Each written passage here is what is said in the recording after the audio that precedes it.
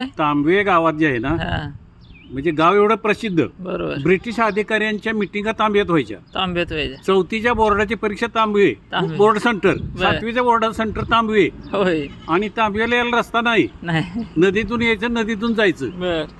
भैरवनाथाला सुद्धा हा त्रिवेणी संगमावर आंघोळीला न्यायचं ना, नदीने घेऊन जायचं पूर्वी. होय.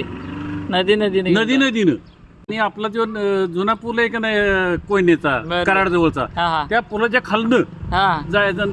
तिथं जे आहे ना, ब्रिटिश कालीन कृष्णा आणि कोयनेचा संगम आहे का नाही, बरोबर मग तिथं भैरवाला घेऊन जायचे स्नान घालायला. बरोबर. आंघोळीत हा, श्रावणात. तर अशी परिस्थिती त्यावेळची होती. हा हा हा आणि ह्या गावाला एवढं महत्व बरोबर की ब्रिटिश अधिकाऱ्यांच्या बैठका मिटिंग इथं व्हायच्या. बरोबर.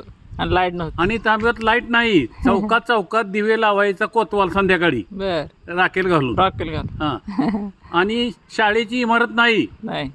देवळात आणि मठात, वाण्याच्या वाड्यात, पेट्रोल पंपाला त्याचं घर आहे त्याला थोरली शाळा म्हणायचं. बर. थोरली शाळा. आणि येशीत एक होतं डावऱ्याची शाळा म्हणायची. बर बर बर बर.